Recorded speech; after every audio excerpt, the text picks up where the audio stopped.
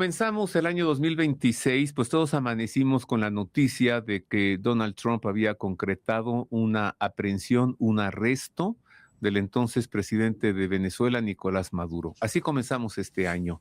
Y no han pasado todos estos días sin que la noticia sea el centro de la atención mundial, con diversas variantes, ¿no? Como además de la captura de Nicolás Maduro, pues su presentación en el juicio, sus declaraciones, sus abogados, sus vínculos con bandas criminales organizadas, que es de lo que se le acusa.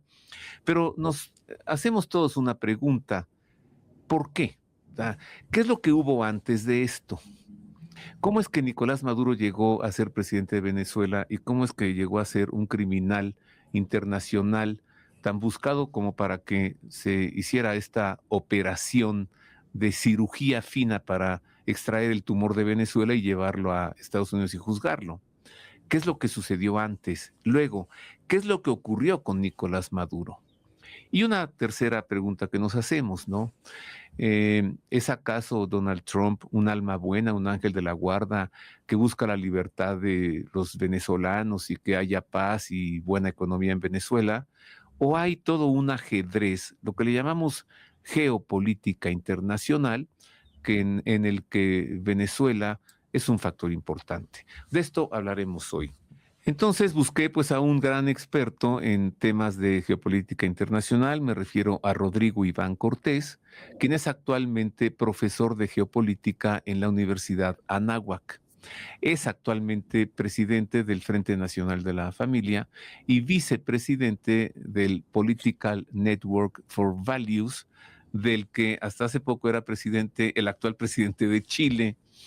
Además, pues Rodrigo Iván Cortés fue legislador federal, responsable de los temas de política exterior y de seguridad nacional en la 59ª legislatura de los años 2003 a 2006, y él en ese puesto de representación vivió personalmente todo el asunto de Hugo Chávez, que buscaba desesperadamente apoyar al entonces, pues como precandidato, ¿no? O líder de su movimiento, Andrés Manuel López Obrador. Querido Rodrigo Iván, bienvenido. Es un gusto estar contigo. Me llevó un poquito de tiempo presentarte, pero pues quiero que nuestro público sepa que quien va a hablar conoce todos estos temas perfectamente. Y el gusto es para mí. ¿Qué pasó? Venezuela era libre, Venezuela tenía un régimen democrático, tenía elecciones, tenía presidentes, desarrollo económico pujante, venta de petróleo en todo el mundo sensacional. Y de pronto, ¿qué ocurrió? Surge un tipo ahí, un soldadito de nombre Hugo Chávez, que se encarama en el poder. Fíjate que la historia de Venezuela es interesantísima y refleja también varios de los dolores que tiene nuestro continente, sobre todo de la parte sur. Hay que remontarnos por lo menos al siglo pasado y ubicar que Venezuela a la mitad del siglo pasado estaba en el número cuarto y a veces quinto, pero jugaba entre el cuarto y quinto de economía mundial. ¡Wow!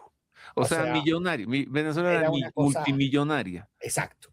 Y esto en parte porque los yacimientos petroleros desde ese entonces eran ubicados como algo pues muy importante, pero como todos sabemos, el poder extraer petróleo implica cantidades enormes, ya que no es barato, no es sencillo extraerlo, menos el que es como el de Venezuela, que es un tipo de petróleo que está a unas ciertas profundidades y que es, llaman los expertos, pesado. Entonces, ¿quién puso los recursos, la infraestructura, la tecnología para que esos recursos pudieran salir del subsuelo y pudieran comercializarse y reportarle una pues gran riqueza a ese país?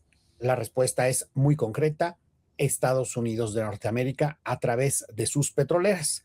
Eso Compañías hizo privadas. exactamente. las principales compañías de Estados Unidos fueron las que aportaron estos recursos. Venezuela se enriqueció, tuvo tiempos de prosperidad fuerte, tuvo también el honor de ser como que el país más estable de todo Sudamérica, allá hacia en la segunda mitad del siglo XX, de ser como la democracia más respetada de por ahí. Entonces ahí estaba el juego entre los que se llaman los copellanos y los demócratas cristianos, que iban más o menos 1-1. De hecho, pues era como conocido una negociación o un acuerdo de punto fijo, es decir, que se chabacaneaban entre los dos.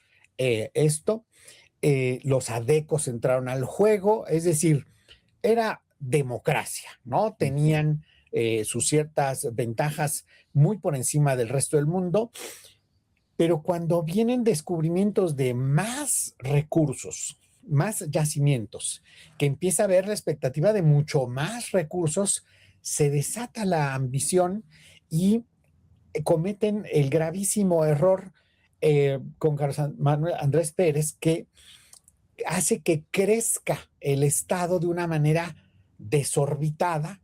A ver, Andrés Pérez, para nuestro público, era el presidente de Venezuela antes de Hugo Chávez. Sí. Ok. Y todavía 2 antes, porque hubo un lapso en el que no lo fue, pero este hombre sí le dio a la máquina burocrática gubernamental una dimensión brutal, y ya que tenía pues deuda, a pesar de tener todos esos recursos, pues se va por la fácil y entonces nacionaliza en PDVSA todo, ¿no? Y entonces ahí empiezan los problemas. Ajá. Y son problemas gordos porque la responsabilidad económica hace que empiecen a entrar en crisis, y entonces vienen aumentos en el segundo gobierno de este hombre, y entonces viene lo que se llama el Caracazo. Y el Caracazo es una respuesta de muchísima irritación popular. Salen con cacerolas y tal en cantidades fuertes, porque pues estaban indignados pues por estos aumentos, ¿no? Y con esta cuestión que no les checaba a la población. Pues tenemos toda esta riqueza y tenemos una alza en los precios de la gasolina, etcétera. Se hace una bronca, y obviamente ahí el que sale ganón en términos de imagen es un militar, que es Hugo Chávez Frías, que es un aficionado, o más que aficionado, o sea, esto no es de aficionado, era profesor de geopolítica dentro del ejército de Venezuela, y con unos afanes de grandeza absolutamente desorbitados, y con una ambición y un objetivo de él convertir a Venezuela en un factor geopolítico, y obviamente él comulgando con ideas de izquierda comunista, ¿no? Para instalar a Cuba en ese ámbito. Hace una acción, en Europa se le llamaría putsch, acá lo conocemos como golpe de Estado. Matan inocentes, por supuesto, pero cuando ve que no está jalando bien el ejército con él, y ve que pues ya no va a ser posible antes de que lo maten, porque pues era golpe de Estado, es decir, declaró la guerra, o sea, dentro de una facción del ejército, y quería volar Miraflores, ¿no? Era un golpe de Estado a toda regla, con asesinato, con todo, ¿no? Entonces, ¿En qué año? esto es exactamente 4 años antes de que él adquiriera el poder, que eso lo hizo en la elección del 98, entró en el gobierno en el 99, entonces es 98, 97, 94. 94 exactamente, fue en el 94. Entonces, este hombre aprovecha, pero de lo lindo, esta debacle del presidente, este desprestigio que tenía, la situación del enojo de la gente, en verdad que el manejo de medios de comunicación de esa presidencia fue fatal. le dan el micrófono para dar mensaje antes de que lo metieran a la cárcel.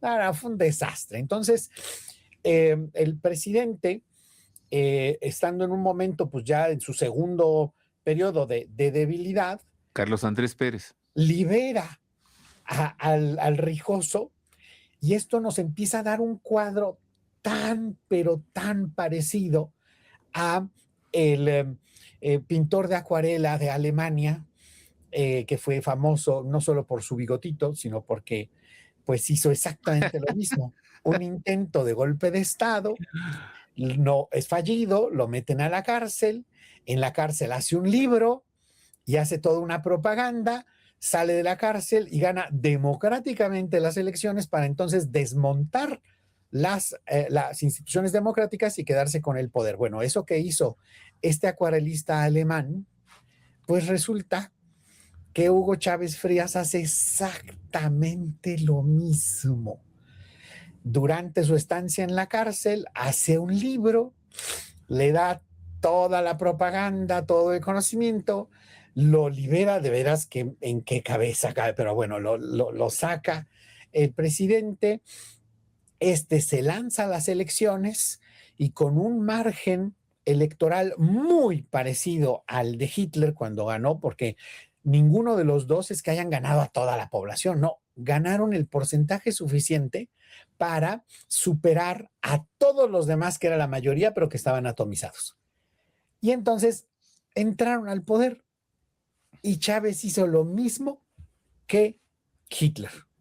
Desmontó, una vez habiendo llegado democráticamente a el poder, desmontó la institucionalidad democrática, borró la división de poderes, fue tomando el poder judicial, fue aniquilando a los medios de comunicación, fue cancelando las libertades fundamentales de expresión, de conciencia, de religión, de movimiento, las cívicas políticas, y llegó un punto en donde es muy relevante, sobre todo para nosotros en México, ya lo abordaremos más adelante, pero el año es 2004.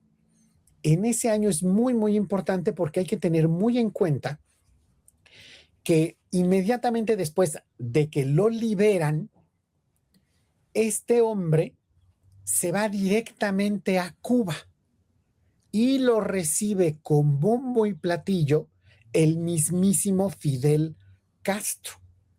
Y ahí es donde prepara la siguiente etapa, que ya no era el golpe de Estado. Hay que tomar en cuenta que Fidel Castro siempre consideró como la joya de la corona para la subsistencia de su dictadura y la expansión de la revolución socialista en América Latina a Venezuela por los recursos. A ver, una Ahí ya pregunta hubo que surge inmediata. ¿Por qué Carlos Andrés Pérez lo liberó? lo liberó, ¿Hicieron un acuerdo ellos dos? ¿O cómo lo básicamente explica? fue una estultez, o sea, sin más, o sea, es un acto estulto.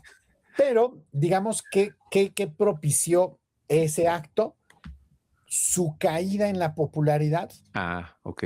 la crisis que tenía económica que no podía resolver, y entonces como válvula de escape dice, bueno, libero a para que ya como que se baje la cosa. Sí, para calmar al pueblo, ¿no? Exacto, Sí, o igual sea, que Barrabás. eso fue básicamente, pero también hay que recordar que Fidel Castro hace una intentona en los 70s. Bueno, hizo varias, pero una fue muy, muy conocida para pues, quienes estudiamos cuestiones de geopolítica y seguridad nacional, a través de la guerrilla tomar el poder en Venezuela.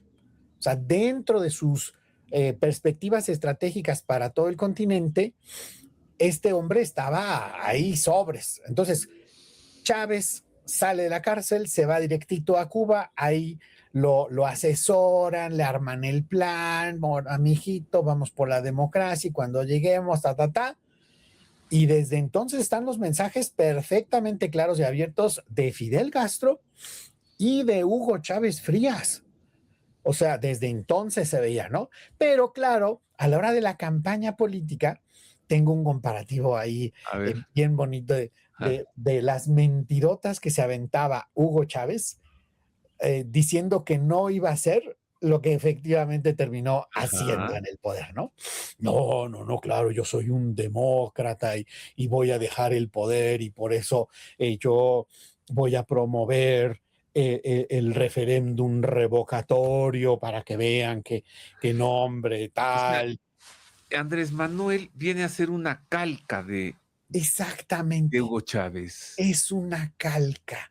Lo De hecho, formó, le dijo cómo, lo asesoró. exacto, ahí está Eso tú lo viviste entre 2003 y en 2006. el 2004 exactamente, hay una reunión que además nos enteramos por el mismísimo Hugo Chávez, maratónica entre los asesores cubanos en primer lugar, la plana mayor del movimiento Quinta República, que es el de Hugo Chávez, eh, para elaborar la siguiente etapa de política exterior, pero ya no estamos hablando de un planteamiento de Venezuela, sino geopolítico.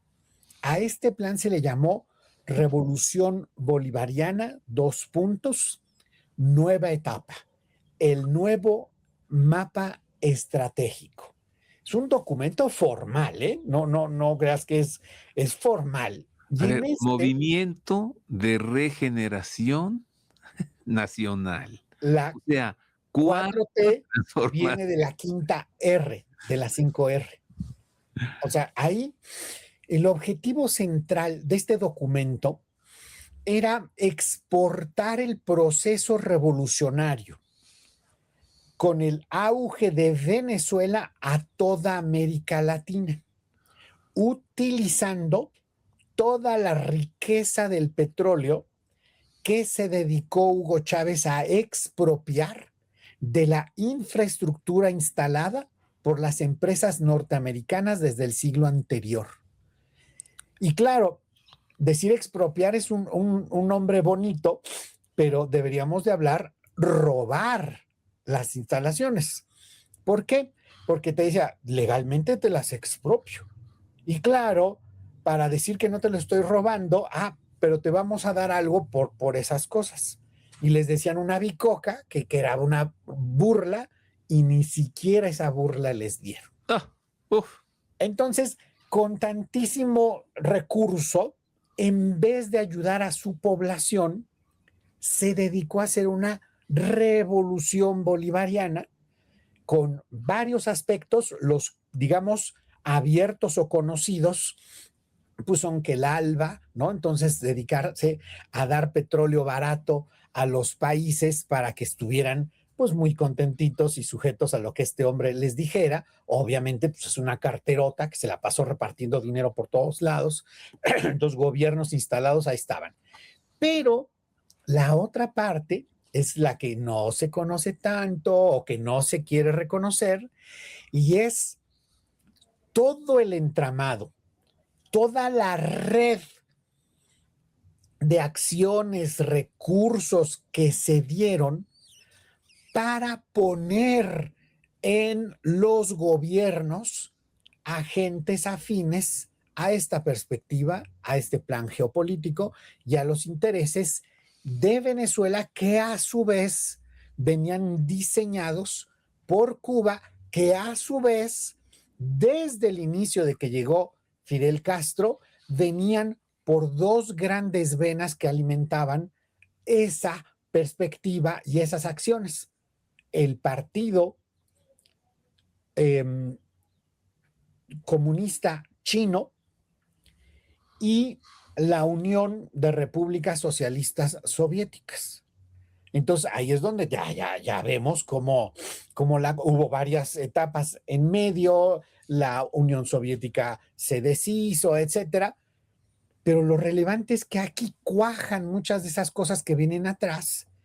Y ahí viene, por un lado, el apoyo abierto y con cartera del petróleo para atraer, y dos, esa acción sistemática, contundente, ¿Qué implicaba el instaurar una contrahegemonía socialista bolivariana contra lo que llaman la hegemonía estadounidense capitalista?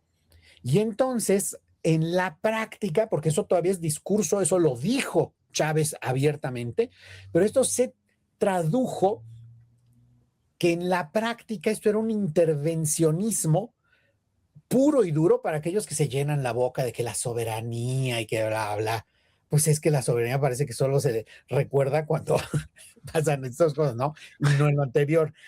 Se dedicó la Venezuela chavista a intervenir ilegalmente, financiando ilegalmente a sus candidatos a través de recursos no solo del petróleo, sino del crimen organizado.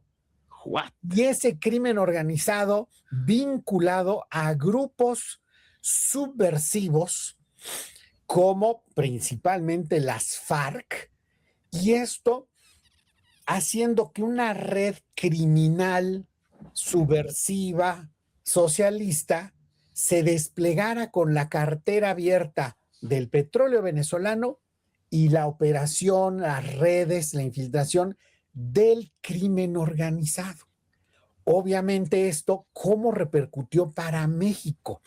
Bueno, antes de decirlo de México, ¿qué pasaba con la población de Venezuela? Con sus mujeres que son las más guapas del mundo, bueno, que están entre Sí. las más guapas del mundo, ¿qué pasaba con ellas y con los de con los demás? Pues ahí tienes a María Corina Machado, que fue Miss Venezuela. Fíjate, o sea, es que yo me acuerdo año tras año, Miss Venezuela. Claro, Una claro. cosa es que ya no podamos ir, o bueno, que no queramos ir, pero ¿qué pasó entonces con esas mujeres de las más guapas del mundo y lo demás de la población? Porque mientras nos dabas esta ponencia, pensaba yo, ¿y la población de México qué está haciendo con el desastre que está ocurriendo? O sea, nosotros estamos empezando con esto, pero aquella población sí, ¿qué hacía? ¿Y los empresarios qué? Fíjate que ¿Y no había oposición? es impresionante ver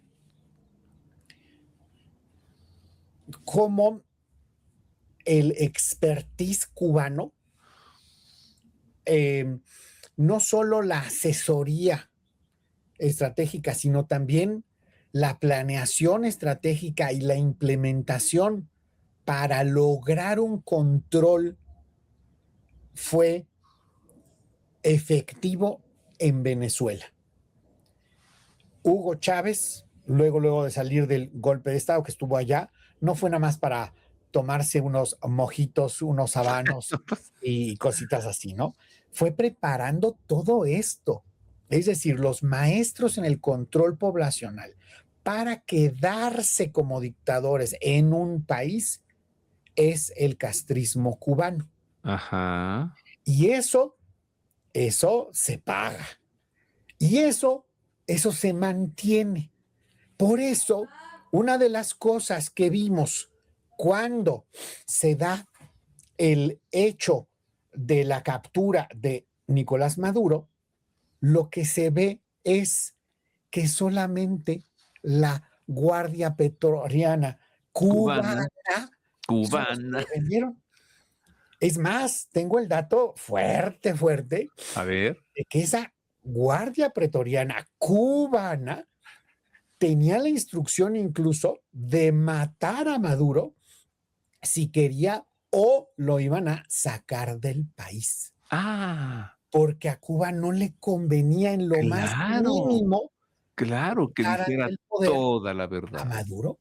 Son Guau. los más afectados en primer lugar y en primera instancia de este hecho que se da en Venezuela. A Los ver, más esto afectados. se está poniendo muy interesante. Entonces ahora resulta que que Trump salvó a Maduro de la Guardia Pretoriana cubana. Sí, porque estos hombres, pues O ya sea, habían tomado la cirugía para extirpar ese tumor fue, muy delicada, ¿no? muy, muy delicada en términos Sabían perfectamente los norteamericanos a dónde se estaban metiendo y quiénes estaban allí.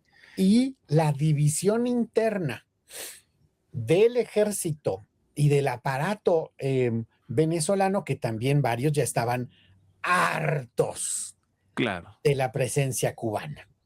Y no estoy refiriéndome a la oposición o a la derecha, no, no, no, estoy refiriéndome dentro del mismo régimen venezolano. Estaban hartos ya porque estos sacaban todo lo que se les daba la gana, Sí. todo lo que se da, y el acceso al presidente, bueno, entre comillas presidente, porque era un dictador, se robó las elecciones, era un dictador a toda regla, eran los cubanos. Entonces, es bien importante ubicar esto porque cuando vemos la cuestión del 2004, este plan, cómo le echan ganas así con todo, no era solito Venezuela, era Cuba atrás de Venezuela, implementando, moviendo, jalando los hilos.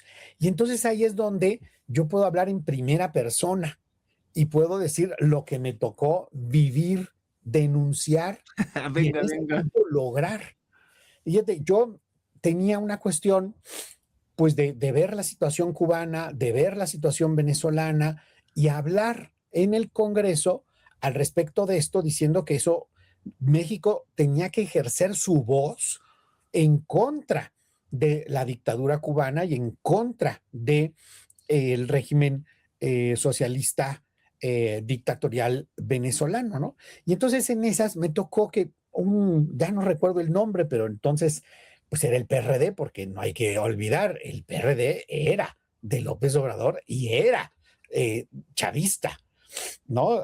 Ya después algunos como que quieren cambiarle porque se hizo alianza. A ver, la única diferencia entre PRD y Morena después de que salió López Obrador era que antes López Obrador estaba en el PRD y después en Morena. Lo demás era igualito. Así que cuando escuchen a un perredista hablarles de la democracia y que quieren la democracia, no les crean nada. Pero Eso es entonces, chavista. cuando estaba yo en tribuna denunciando estas cosas, un diputado perredista me amenaza de muerte desde abajo, ¿no? No, hay que no sé qué, y te vamos acá, y tal, tal, ¿no? Porque yo era, pues coordinaba la parte mexicana en la interparlamentaria México-Estados Unidos y pues yo encargado por parte del grupo parlamentario del PAN de estos temas de seguridad nacional y política exterior, pues yo sí decía en estas reuniones con los congresistas norteamericanos que estábamos preocupados de este intervencionismo eh, bolivariano y tal, etcétera. Bueno, y eso les causaba unas ronchas y me tildaban de quién sabe cuántas cosas. Bueno, recibo esta amenaza de muerte, me llama la Guau. atención. Entonces ¿Esa un amenaza de amigo, muerte no sabes si venía de Venezuela o de Cuba? pues obviamente PRD estaba Ah, vinculadísimo con Cuba y con Venezuela. Entonces, obviamente algo tenía que ver ahí. Entonces, un amigo mío que daba clases en Nepacatlán, en Naucalpan, o sea, una sucursal de la UNAM, pero en Naucalpan, me dijo, oye, tienes que venir acá porque te dedicaron un periódico mural. Y yo, ¿a mí? Sí. Bueno, pues ya voy y lo veo con mis propios ¿en ojitos dónde? en la ENEP Acatlán. Okey. O sea, la parte de la UNAM, ¿Te hicieron un graffiti? no, no un grafiti, ¿Un un mural? periódico de una pared, pues considerable, unos 6 metros de largo, 2 metros de alto, denostándome y poniéndome como una cosa así terrible y combinaban esto exaltando algo que yo ahí me di cuenta que existía, que era el círculo bolivariano del Enebacatlán de ahí. Y yo me quedé, a chirrión, ¿cómo que círculo bolivariano tal? Y entonces me dieron la magnífica oportunidad de jalar el hilito y empezar a preguntar, a checar. Y ahí me di cuenta que había dos cosas que me llamaban mucho la atención. Uno, unos círculos bolivarianos que se entendían con unas brigadas del sol. Y Ajá. resulta que esto no solo era ahí, en Naucalpan, sino que también era en la UAM Iztapalapa, en la UAM Xochimilco, en el CEU, y empezamos a jalarle la Universidad Autónoma del Estado de México y tal, tal. Bueno, tenían presencia en 21 estados de la República a través de quién sabe cuántas, no recuerdo ahorita el nombre específico, universidades públicas de México. Y cuando yo me veo con el entonces secretario de Gobernación, Abascal, Ok, y a Carlos platico María. con él porque éramos amigos desde antes de que él siquiera se hiciera panista, eh, y le platico de esto y tal, se hace una línea de investigación en el entonces CISEN, tenemos una reunión muy bonita y donde tenían sus instalaciones con estas pantallas gigantes y todo, y se hace un despliegue para ver todo lo que estaba haciendo el régimen socialista bolivariano de Venezuela en México. Y entonces empezamos a jalar el hito y resulta que Venezuela utilizaba la valija diplomática y al embajador ¿De para México? ¿En crear, Venezuela? de Venezuela en México, No. para crear y promocionar estos círculos bolivarianos, apoyar económicamente estas brigadas del Sol, y esto llegó al grado así absurdo.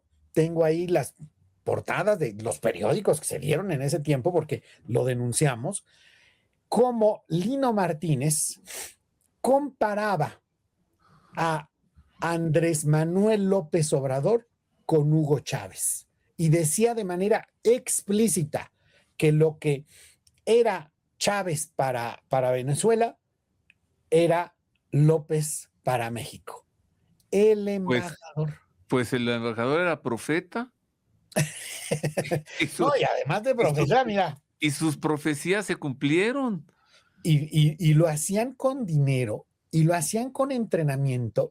Bueno, yo tengo hasta un archivo completo de cómo el embajador y funcionarios de la Embajada de Venezuela en México estaban dando capacitación a grupos subversivos en el sur de México por si no ganaba Chávez, perdón, López, hicieran actos subversivos de reclamo, ¿no? De ¿El sur de confrontar. México es Chiapas?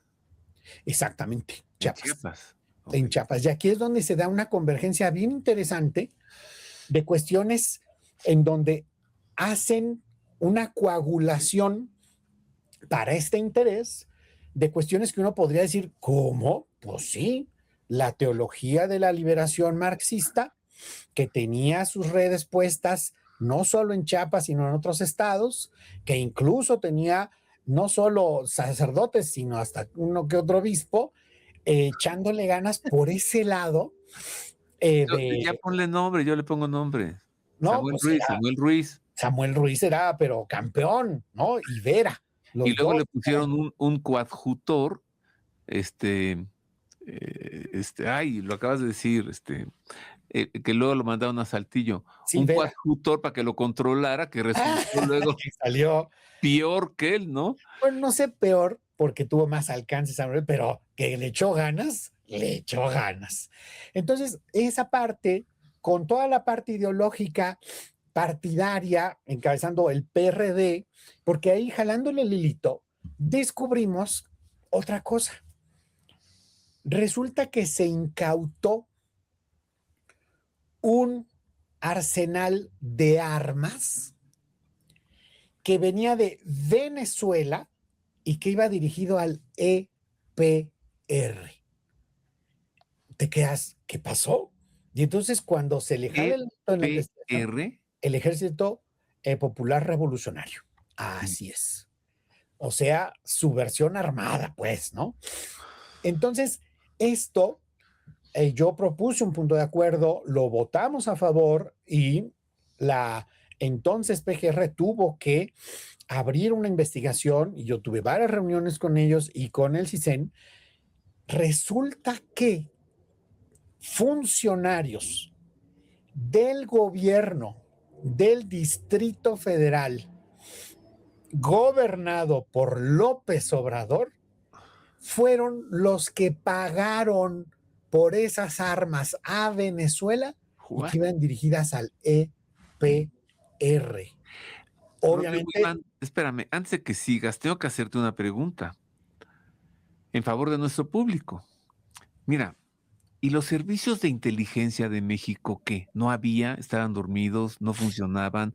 ¿Tuvieron que hacerte este mural en la ENEP para que descubrieran todo esto? ¿O qué? Y, o sea, ¿tuviste tú que verlo con el entonces secretario de Gobernación, María Bascal?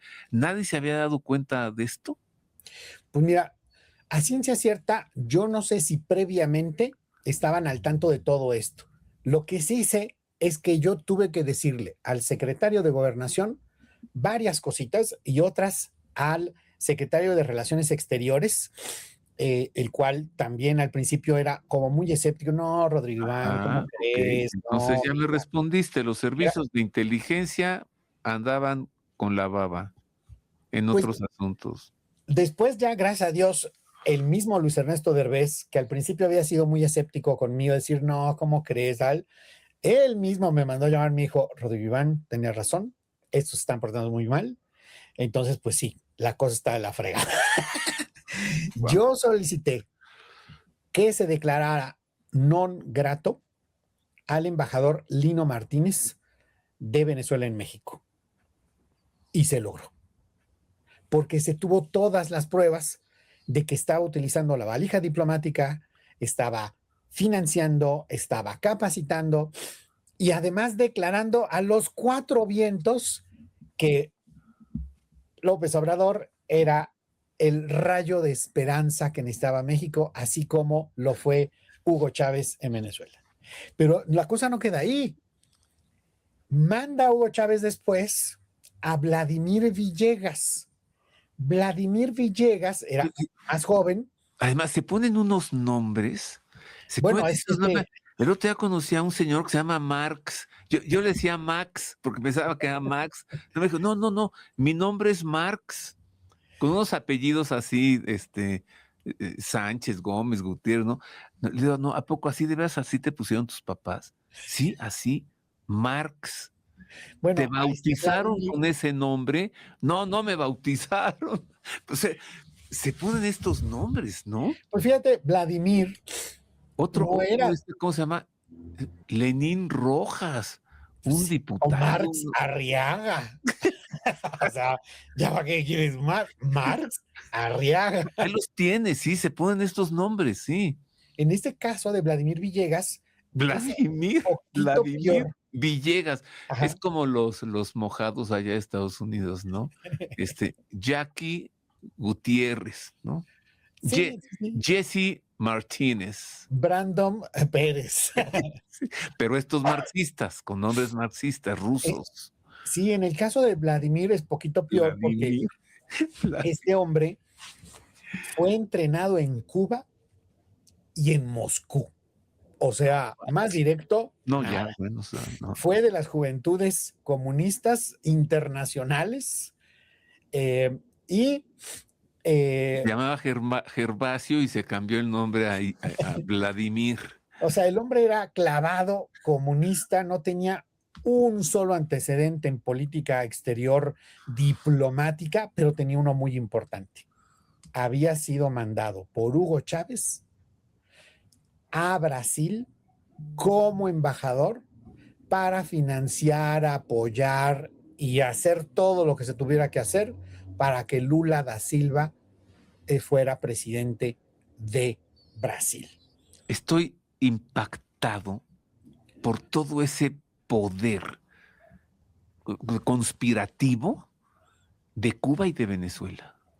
Y esto se da por esta combinación, es como el Pinky y cerebro. Sí, El cerebro, pues es el castrismo cubano, y Pinky, pues que parece todo atolondrado y tal, tiene muchos recursos por el petróleo. Y entonces entre Pinky y cerebro, entre castrismo y chavismo, hacen esta amalgama, se atascan y en verdad querían todo, querían comérselo todo. Y entonces uno empieza a ver cómo se inserta esta dupla cubano-venezolana de inteligencia y de recursos con los intereses geopolíticos de Rusia, de China y de Irán.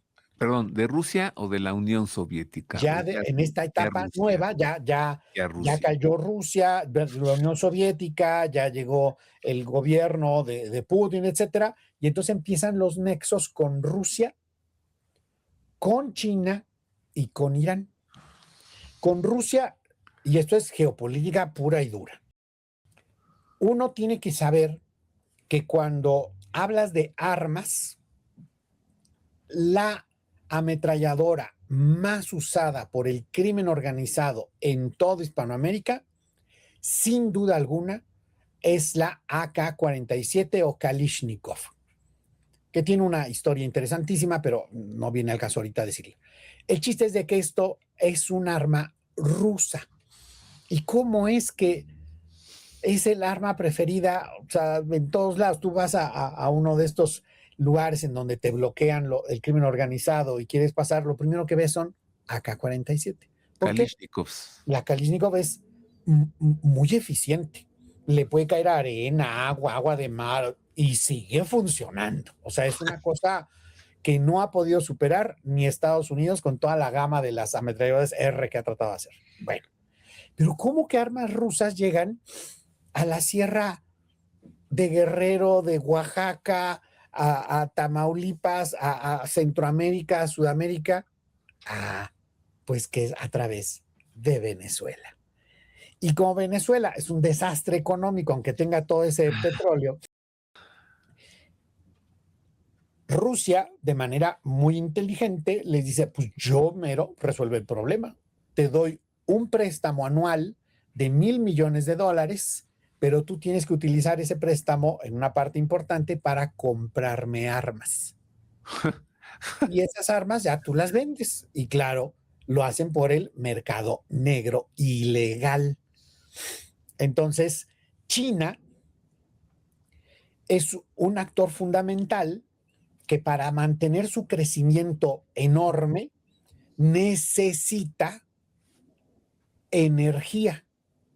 Por lo tanto, al ver el desastre ya que hay de Venezuela con quien puso la infraestructura, que son las empresas norteamericanas, la locura de las expropiaciones de tal, dice, obviamente ya sí, ya nadie le quería entrar a Venezuela, pues obviamente, pues tú metes eso y te lo roban, ¿no?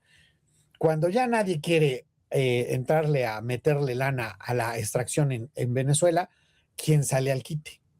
China. Y entonces China dice, mijito, ahí te va la lana, pero para acá el petróleo, El ¿no? petróleo. Y entonces es un desastre porque, por ejemplo, Hugo Chávez corrió a la mayoría de los empleados de PDVSA después de que le dieron el golpe, intento de golpe, ¿no? Y de ahí, había personas de ahí. Entonces corre a todos estos y mete a puros cuates totalmente impreparados, algo como lo que pasa en México, ¿no? Sí. Que ponen a uno de agrónomo, bueno, así más o menos. Ponen a puros cuates, lo inflan de pura burocracia y obviamente empiezan a tener unos problemones. Entonces llegan los chinos y empiezan a decir, pues ahora vamos a meter esto por acá. Es decir, toman control y la mayoría de la exportación, que se redujo muchísimo, ¿para dónde iba? Para Venezuela, perdón, para China, desde Venezuela. Y con Irán, al ser tan cercano Irán de Rusia en intereses y de cuestión de China, pues entonces Irán, que también tiene su expertise, que también está financiando, por ejemplo, si uno ve cómo es que pudo financiarse, crecer y proyectarse el partido comunista que se llama Podemos en España. ¿De dónde crees que lo apoyaban? De Irán. Y Pablo Iglesias saltó a la fama gracias a un programa que se llama La Tuerca de Irán, financiado por Hispan TV, parte de Hispan TV, que es Irán, ese régimen así totalitario, despiadado. Bueno, pues ese fue el que financió, creó y empujó la creación con Pablo Iglesias de Podemos. Y ve a qué llegó Podemos.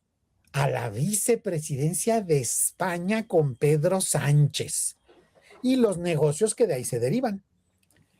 Lo mismo Irán con Venezuela, le dieron todo el expertise para que con Vladimir Villegas, que estuvo de embajador acá y que fue el que apoyó a que llegara con el financiamiento de las FARC, Venezuela, Lula a Brasil, con él se creó esta Telesur, que no hay que confundirla con la televisora del sur de México, que abarca Campeche y otros lados de allá, y parte de Yucatán. No es la misma. Esta es la que estuvo creada con todo el apoyo de Hispan TV de Irán, recursos y todo, para hacer su bracito por allá.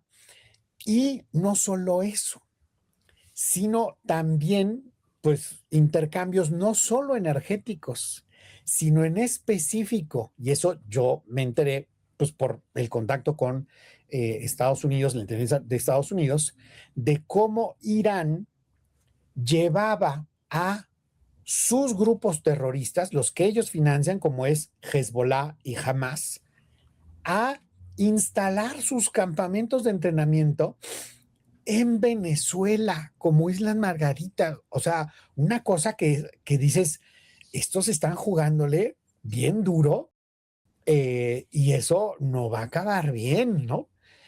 Obviamente esto fue años y años y años. A mí me acuerdo también cómo aquí en México, sumándole otra rayita al tigre, yo me enteré que querían que Al Jazeera e Hispan TV tuvieran una presencia predominante en los canales de cable de los estados, pero llegaron al punto así que dices, ya de plano, esto es demasiado, a tener toda una barra de horas al día en Canal 11. En Canal 11, ¿no? Tengo un amigo que trabajaba ahí y me dijo, oye, tú estás saltando estos temas. Pues yo lo que veo por algún artículo que leí puedes checarlo, sí, lo checamos todo. Pues ahí vas, Rodrigo Iván, con el secretario de Gobernación, a decir, oigan, no hagan esa burrada. Canal Estaban a 11 punto ya es de Al hacerlo. Jazeera. Estaban a punto de darle por la lana que iban a pagar de tener toda una barra en Canal 11. Dices, a ver, es que, no, es una cosa de, gracias a Dios, lo pararon, ¿no? Eh, pero con esto uno puede ver cómo el régimen dictatorial socialista venezolano, con todo ese superávit que le daba el petróleo, no utilizó esa riqueza para mejorar la vida de su población. Es más, se dedicaron a exactamente lo contrario. Hicieron una serie de acciones muy puntuales para destruir el tejido productivo de Venezuela. Y esto que yo lo platicaba con el que fue presidente de la Asamblea Legislativa de Venezuela, don Guillermo Aveledo, porque a mí me sorprendía y le decía, oye, es que es un tonto, pero de tamaño mayúsculo. Hugo Chávez está destruyendo la economía. Me dice, no, Rodrigo Iván, no creas que es tonto. Esto lo está haciendo con toda la intención. ¿Cuál es la intención de hambrear a tu pueblo? Mira, eso lo tengo porque él me dijo, a ver, Rodrigo Iván, tú eres filósofo. ¿Has leído a Aristóteles? Yo, pues sí, porque hice mi tesis de Aristóteles. Me dice, pues tienes que releer a Aristóteles y tienes que releer este libro en específico, La Política de Aristóteles.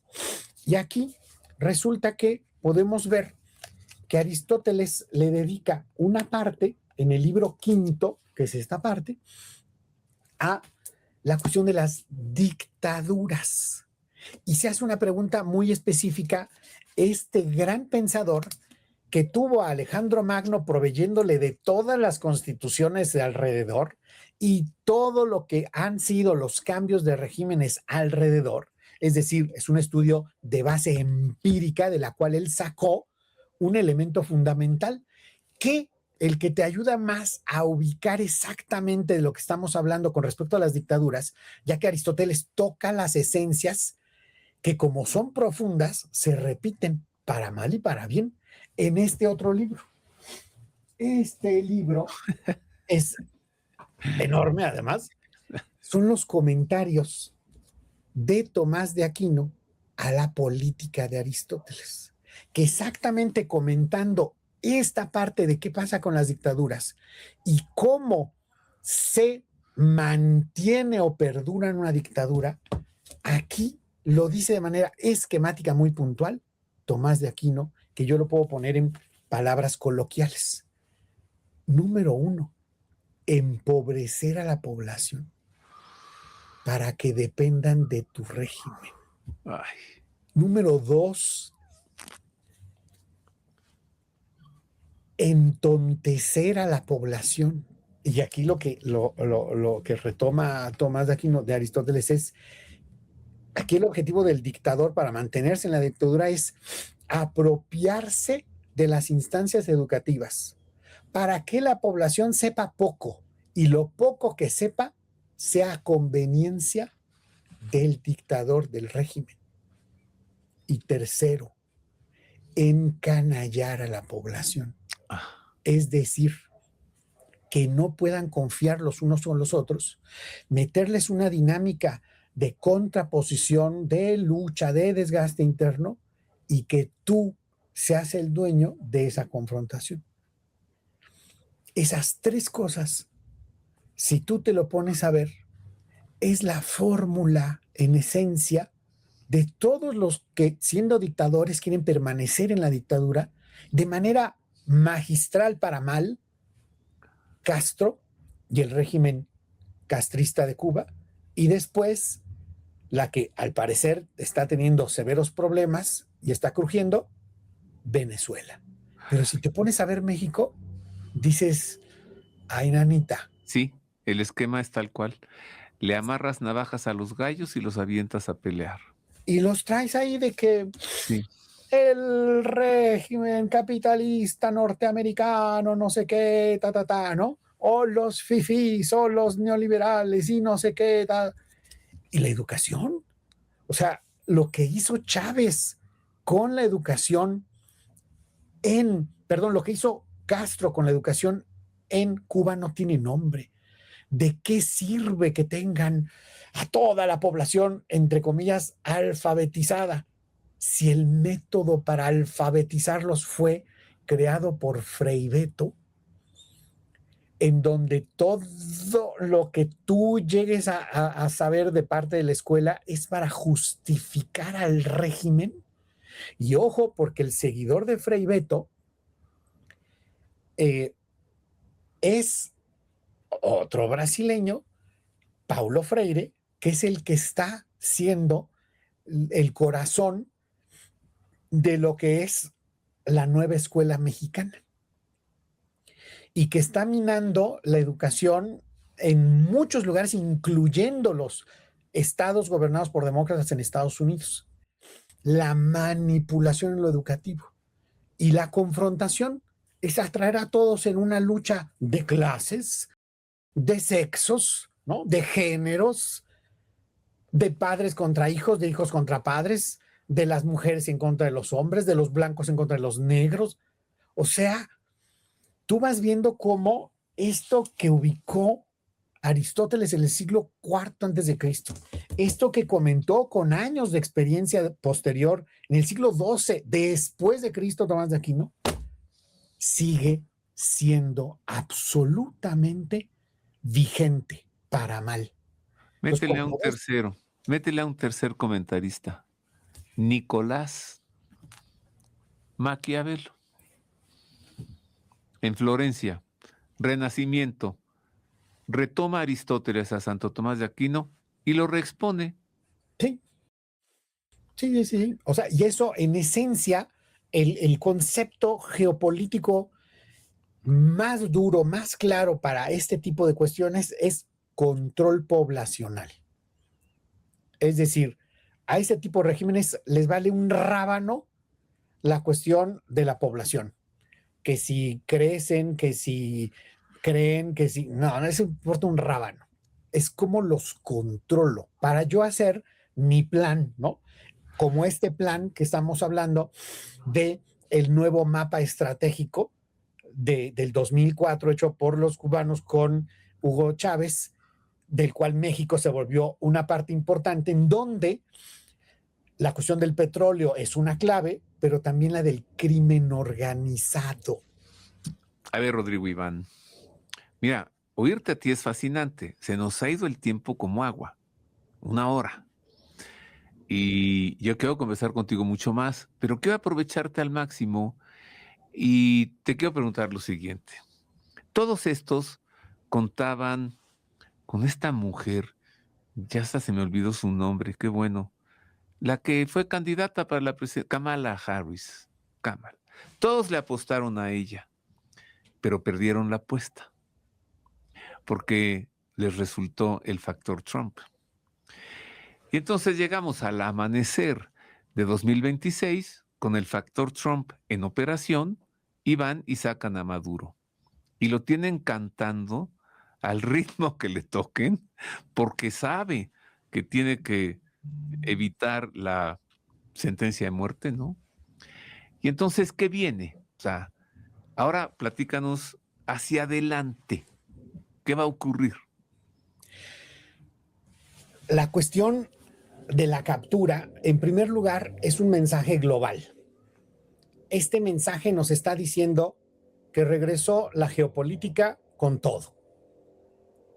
La repercusión de esto, o esto como signo que manifiesta el nuevo juego geopolítico, lo que nos dice es que los grandes competidores en la esfera global están definiendo algo que es como muy elemental en términos geopolíticos, que es definiendo y defendiendo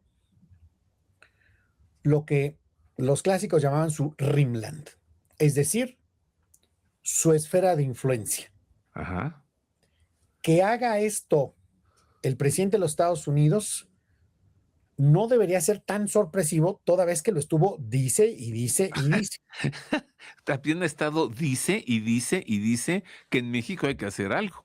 Ah, Y y también ha ahora, estado dice y dice y dice que la presidenta de México le cae muy bien y que está muy bonita, ¿no? Pero eso es atole con el dedo.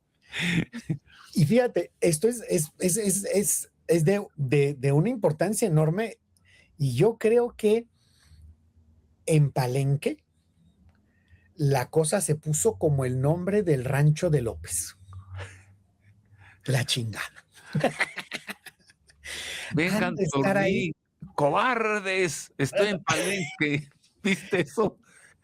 Es que, es que la salida de López, ¿no? Para defender la soberanía. ¿Cuál soberanía, señor? La que usted le entregó a los criminales. México es un régimen constitutivamente criminal. No, no es un sideline, no es un subordinado, no es como lo habíamos visto antes, desde el 29 a la fecha, no, es un régimen constitutivamente criminal, porque es con los recursos del crimen organizado con lo que se financian campañas, es con el poder coactivo, violento e ilegal del crimen con la que se logra operar muchos distritos electorales de la República Mexicana, en donde no es dar un dinero, no, eso se lo dejan al gobierno que tenga, es forzar a la población de que salga a votar por el narcorrégimen. Oh, esto es durísimo y podrá caernos bien o caernos mal Trump, pero lo que está diciendo, pues los que vivimos aquí y sabemos cómo está la cosa, pues resulta que tiene razón. En México hay un gobierno del crimen. Y si no, preguntémonos, ¿quién ¿Quién gobierna Tamaulipas? ¿Quién gobierna Sinaloa? ¿Quién gobierna Guerrero? ¿Quién gobierna Michoacán? Michoacán es un elemento clarísimamente criminal, donde el gobernador está al servicio del crimen, en donde su fiscal trabaja para el crimen, en donde su policía estatal son operativos del crimen. Hay que ver cómo se dio el episodio en donde la población empieza a indignarse porque una patrulla de la policía estatal de este gobierno está queriendo abusar de una joven porque no le han pagado el piso en una colonia pobre además, ¿no? La gente se enoja, estos sacan sus armas tal, y le hablan a Carlos Manso. Carlos Manso va, se enfrenta a esta patrulla de la Guardia Estatal a golpes. Amarran, logran, porque la población se va en pantalona, agarran a estos, los amarran y se los regresan al gobernador. Y en video grabado público le dice Carlos Manso que a la próxima venga él mismo, porque ya están hartos de que su gente, sus policías estatales, extorsionen cobrando piso a la población, y acusa al gobernador y al fiscal de lo que le pueda pasar. Y tú ves que después Le pasó. lo asesinan. Y los que se ponen a investigar y a declarar y a decir que van a llegar hasta las últimas consecuencias es el gobernador y el fiscal, que el mismo difunto asesinado dijo que si le pasaba algo era por ellos, porque están al servicio del crimen. Entonces, cuando se ve que de manera reiterada está diciendo el presidente de los Estados Unidos que está en un plan geopolítico de cuidar su backyard, su zona de influencia, si quieres ponerlo de manera geopolítica elegante, ellos le llaman de manera así burda y grandota de backyard, ¿no?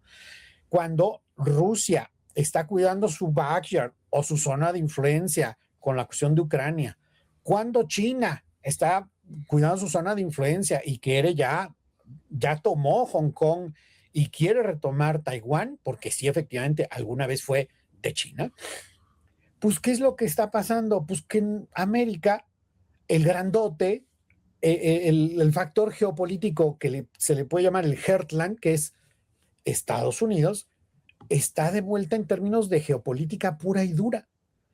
Y resulta que esta amalgama de crimen organizado con gobiernos izquierdistas que demuelen la democracia para instalarse como dictaduras, pues resulta que no son al servicio ni amables con Estados Unidos, sino como parte de esa estrategia de debilitar al hegemón continental capitalista. Pues sí, efectivamente, nos guste o no lo que diga Trump, pero la cuestión de las drogas a Estados Unidos es una cuestión planteada desde Cuba desde hace décadas. Y hay un documento fundamental que se llama The Underground Empire, que describe a detalle en los 80s cómo desde China y con el apoyo de Rusia, Cuba despliega toda una estrategia de alianza con crimen organizado para que le llegue más y más droga a Estados Unidos. Bueno, y además, Trump lo ha dicho una y otra vez, y además con números, cuántos de nuestros jóvenes han muerto por la droga y por el fentanilo que llegan de estos países de América Latina, particularmente México. Lo he dicho 1000 veces. Y la respuesta de la presidenta de México es que allá consumen. No, si Trump no está hablando de que allá consuman. Está hablando de dónde viene. Es que Y la luego, presidenta Sheinbaum de verdad haría o sea, está haciendo un enorme error, una cosa fatídica para ella y para sus grupos, aunque estén peleados, al creer que puede hablarle a el Ejecutivo de Estados Unidos como le habla a la población en México. sí, no se O sea, puede. Bueno, es que ya, pues ya ni le toma las llamadas, pero em, la respuesta a todo esto, la respuesta mexicana es maciosar en un extraño enemigo, profanar con su planta tu suelo, piensa, oh patria bendita, que un soldado en cada hijo te dio, pues tampoco se puede responder así. Y a esta respuesta de ella se suma el Andrés Manuel privándolo a Trump de un abrazo, cosa que a Trump lo va a tener ahorita tristísimo. Y, y pues la respuesta no puede ser esa, o sea, la soberanía nacional de los pueblos no se toca. A ver, ¿qué nos están dando cuenta de lo que nos acabas de decir? Que es una geopolítica internacional y que México está en el centro del tablero por tener a un gobierno criminal. ¿Qué viene entonces, Rodrigo Iván? el texto, O sea, Trump no la- se va a tragar el maciosare, tampoco se va a tragar la soberanía no se toca. ¿Qué viene? el texto de la acusación formal, legal, norteamericana del juzgado de Nueva York menciona al menos 25 veces a México, 14 veces al cártel de Sinaloa, Puh, 13 veces al cártel de los Zetas, y va describiendo que el rol que se da en México en este entramado criminal en donde Nicolás Maduro utilizó al gobierno, al régimen venezolano, para que llegaran drogas a Estados Unidos, es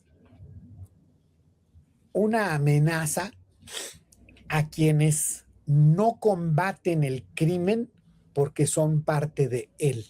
ok, ok, Y ya está dicho. esto lo que implica es que la presidente Sheinbaum tiene dos sopas ahorita, dos. O se enfrenta a quien la puso en el poder gracias a los recursos y fuerza coactiva, violenta y legal del crimen organizado que están tratando de mangonearla desde que llegó desde Palenque de una manera ominosa, absurda, ridícula, que la hace ver en verdad como Servil. servil al crimen organizado que subordina a lo político incluso, con cuestiones tan vergonzantes como que uno de estos criminales, que es el coordinador del grupo parlamentario de Morena en el Senado, que como gobernador puso al jefe del crimen como secretario de seguridad, que se dedicó a tratar de reorganizar el crimen para que cada grupo criminal tuviera carta abierta para extorsionar, secuestrar, robar, vender droga, siempre y cuando le pagara mensualmente una cantidad en millones a él para el régimen, para el servicio de quien lo puso ahí.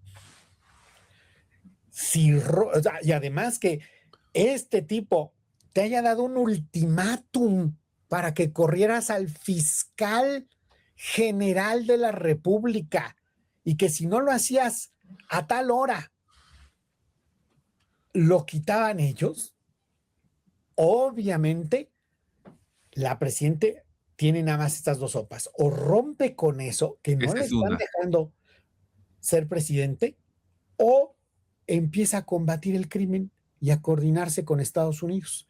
Porque si la cuestión es no puedo contra ellos, ahora sí que como dirían en la calle, pues ahí están los tronados, ¿no?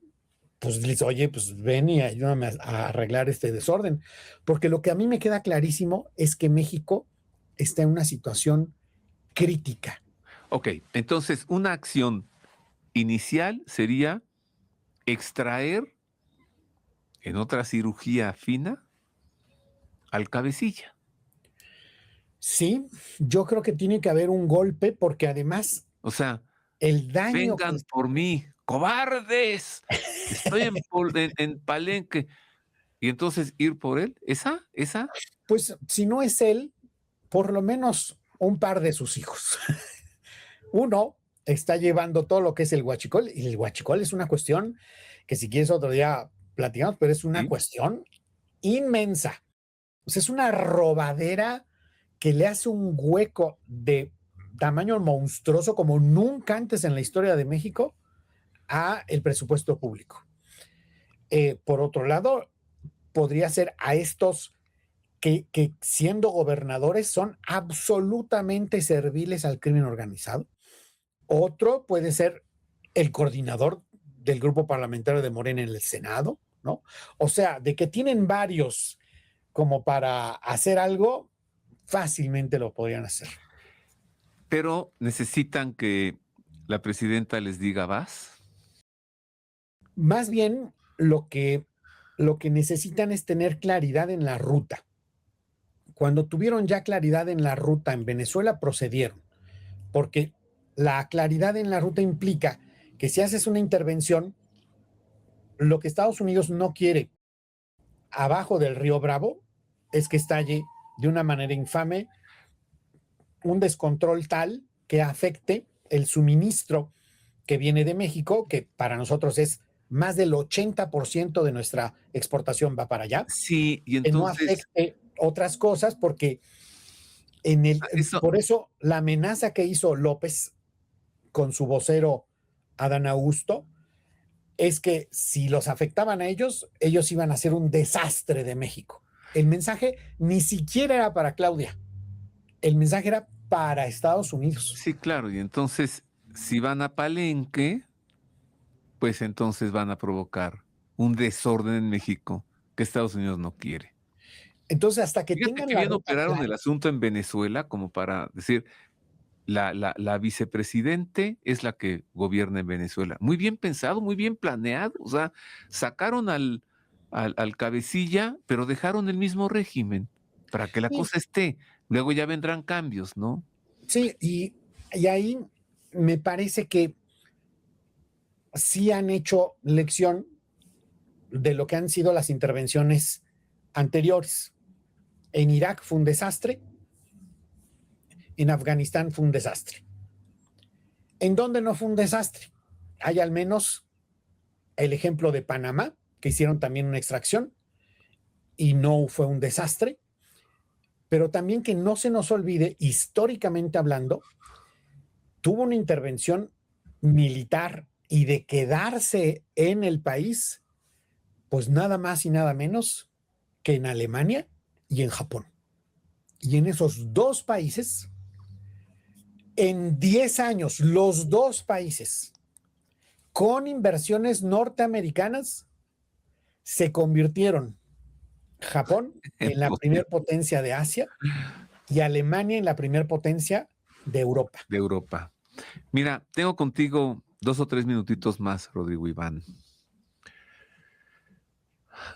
Nos has presentado todo un antecedente estupendo.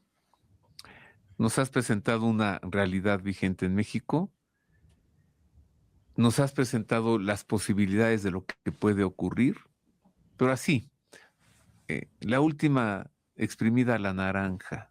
Te saco un poco más y dinos tú, con toda tu experiencia, con todo tu conocimiento de la geopolítica, con todo este estudio cercano de Venezuela, desde Carlos Andrés Pérez, Hugo Chávez, Nicolás Maduro, etcétera, tú, ¿qué piensas que puede ocurrir, que puede venir?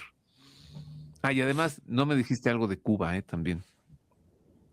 La repercusión, en primer lugar, para Cuba es muy fuerte, porque Cuba vive no en su población, sino en su régimen, Ellos entienden seguridad nacional no como seguridad de todo el país ni de su población, sino exclusivamente de su régimen.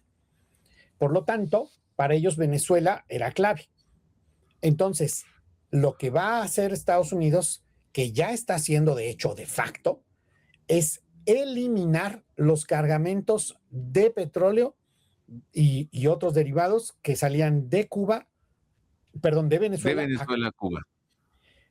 Díaz Canet ya había dicho en su asamblea, que es una broma, pero bueno, está tan mal la cosa que de manera explícita dijo que están en una gravísima crisis, y ya para que lo diga un Sí. dictador cubano es de que se les está acabando literalmente el gas. Entonces la A repercusión Trump, muy puntual a Cuba es que están muy mal, y todavía en eso le está jugando Claudia Sheinbaum por presiones de López Obrador le a ser manda el petróleo. rescatador del régimen dictatorial de Cuba a costa del erario público mexicano. Ahí Mexicano. están las Le prioridades de la preguntaron, presidente. un periodista le preguntó a Donald Trump, oiga, ¿qué va a pasar con Cuba? Y él respondió, se va a caer sola. Y dijo, se les están cayendo los puentes, las comunicaciones, la energía eléctrica. Cuba se va a caer solita. Eso dijo Trump. Bueno, en un minutito más, ¿qué con México? Pues con México, Ya me dijiste las posibilidades, pero tú con tu experiencia, con tu análisis, con todo eso, ¿qué ves venir? Ah, y una pregunta más. ¿China no va a reaccionar? Porque entonces, ya se quedó sin petróleo venezolano? es el tema geopolítico es muy vasto, eh, pero un punto que es concreto de la mayor importancia. Dentro del juego geopolítico y con esta visión geopolítica de Chávez, lo que él tenía en la mira era asestar un golpe con el apoyo de sus aliados enorme a la hegemonía estadounidense. Una vez que se hace de varios países en su continente, se alía con otros, y el digamos, remate que quería dar Chávez y que estaba pensando Maduro antes de que entrara en una crisis todavía mayor económica, era apoyar la cuestión de cambiar el patrón dólar para todas las transacciones de petróleo a nivel mundial. Estados Unidos tiene una larga historia tratando de meter el dólar como el patrón de cambio, y a través de dominar el mecanismo SWIFT, que no es el cochecito, es el mecanismo con el cual se hacen transferencias de unos bancos a otros, que en todo esto estuviera el dólar. ¿Cuál fue uno de los elementos claves que China presionó a Venezuela, a Maduro ya en específico, ya teniéndolo totalmente agarrado del cogote? Pues fue que ya no se hiciera con dólares, sino con yuanes. Y tú le haces eso en América a Estados Unidos y mira que la cosa, ¿no? Entonces, ¿qué es lo que se puede ver? Que sí es un duro golpe a China, Ok. definitivamente. Y de que lo que yo estimo, veo que podría hacer China es decir, ok, ahora le va, me trago el golpe que me estás dando en Venezuela. De todas maneras, antes había sido un golpe a Estados Unidos porque le robaron toda la infraestructura, pero me voy a lanzar por Taiwán. Y en Taiwán, además de tener patentes, tecnología, tierras raras, ya es toda una potencia en términos económicos. Entonces, imagínate, ya tiene Hong Kong. O sea, eso por Ahora le sumas supuesto ya Taiwán. estuvo acordado previamente con Trump, ¿no? Lo que es Putin, no te metas con Ucrania, lo que es China, no te metas con Taiwán. Ándale, pues, haz en Venezuela, en Cuba y en México lo que Cada tengas que uno hacer. su Rimland, Ya está. cada uno su zona de influencia, y Trump dice, yo no paro aquí, me voy hasta abajo y me voy hasta arriba. Es Y Antártica, o sea, me voy a Groenlandia Groenlandia. y cubro todo este espacio. Es geopolítica pura y dura. Dime en un minuto, bola de cristal, la presidente, ya el discurso de Maciosare un extraño, ese ya no le sirve. ¿Qué va a pasar en México? ¡Wow! La verdad, no lo sé. Lo que preveo es que ella, pues podría decir que tiene las del diablo. Si la acerta, pierde, y si no, también. Es decir, para ella está duro cualquiera de los dos escenarios. Si rompe con López, es una bronca, un infierno, ¿no? Si se va con... Si rompe con Trump, si rompe con Trump, pues también se le viene un infierno. ¿Qué es lo que ella va a sopesar? Hasta el momento llevaba teniendo a un secretario de Seguridad, Harfush, en buenos términos con Estados Unidos, ahí dándole cabecitas y tal. Al parecer Trump ya no está en esas. Él quiere que se hagan las cosas en serio. Y en serio quiere decir que se enfrente con López. Entonces, lo que puede venir es un enfrentamiento interno fuerte de muertitos. O sea, en el sistema político mexicano, viendo la historia, es de muertitos. O sea, se matan. Hay que ver el siglo XIX, entre las logias yorquinas y las escocesas, era de muertitos. Si ves el 20, pues ves la Revolución Mexicana, de muertitos. Si ves del 68 para adelante, y sobre todo la consecuencia que fue en el 94, es de muertitos. Por lo tanto, sí veo que puede haber un tiempo fuerte, porque además ya la población está en muchos estados harta, varios actores están ya muy, muy molestos por cómo se están llevando las cosas. ¿habrá elecciones en 2030? Yo creo que sí va a haber elecciones, y tal vez,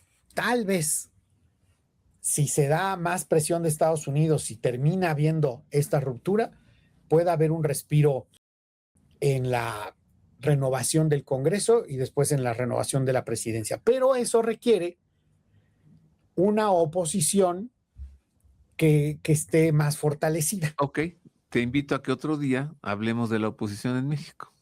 ¿Cómo no? ¿Y ella terminará su gobierno? ¿Quién sabe? ¿Quién sabe? Porque el poder que aún tiene López y la cuestión de dejar esto el referéndum revocatorio a imagen y semejanza de Chávez, que lo hizo exactamente por lo mismo, no por él y que se fue al poder, no, era por sí, cualquier cosa, él se la aplicaba a otros, ¿no? La muerte le llegó por vía del cáncer.